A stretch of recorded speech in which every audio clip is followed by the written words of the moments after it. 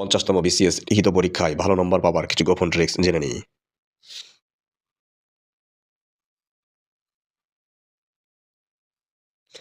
সব পড়ার বদ অভ্যাস ত্যাগ করুন। সব পড়তে গেলে আপনি পাগল হয়ে যাবেন। তাই গত 10 থেকে 15 বছরের প্রশ্ন ভালোভাবে দেখুন। মুক্তিযুদ্ধ, সংবিধান, জুলাই আন্দোলন, জলবায়ুর মতো টপিকগুলো এমনভাবে পড়ুন যেন ঘুমের মধ্যেও লিখতে পারেন। খাতা সাজান বিউটি পার্লারের মতো। লেখা আপনার যেমনই হোক, প্রেজেন্টেশন হতে হবে কিন্তু সেই রকম, একেবারে মাখনের মতো।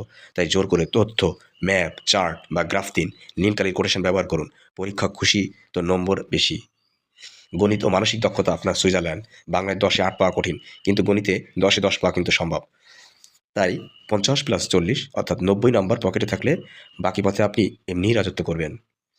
সংবিধানের ধারা আপনার তুরুপের তাস। সংবিধান কোড করা মানে আপনি সিরিয়াস ক্যান্ডিডেট। তাই 1 থেকে 50 অনুচ্ছেদ মুখস্থ করে রাখুন। উত্তরের ফাঁকে অনুচ্ছেদ 18 ক অনুযায়ী এইভাবে লিখলে আপনি কিন্তু সফল হবেন। কলম চলবে বুলেট ট্রেনের গতিতে। সব প্রশ্নের উত্তর গড়পড়তা লেখা ভালো।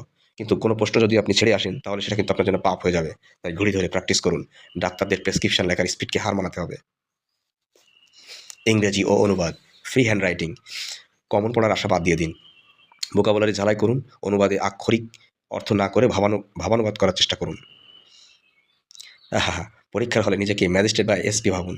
কনফিডেন্স লেভেল কিন্তু অনেক উপরে চলে যাবে এবং আপনার নার্ভাসনেস পালিয়ে যাবে।